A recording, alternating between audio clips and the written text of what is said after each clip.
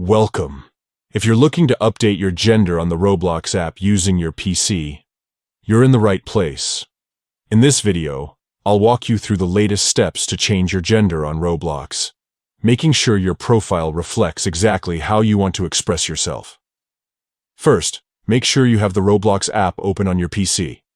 If you're not already logged in, go ahead and enter your account details to get started.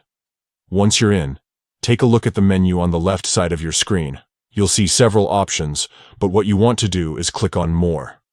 This expands a menu with extra settings and features that aren't immediately visible on the main dashboard. Next, from the expanded menu, click on Settings. This is where you can manage all your account details, privacy options, and personal information. Inside the Settings menu, select Account Info. This section is dedicated to your core account details, including your display name, email, and, of course, your gender. Now scroll down until you find the Gender section. Roblox makes it simple here. Just click on the gender option you want to select. You'll typically see options like male and female. Choose the one that best fits how you want to present yourself in the Roblox universe.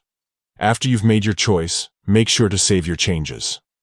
Some versions of the app might save automatically, but it's always a good idea to double-check for a save button at the bottom of the page. And that's it.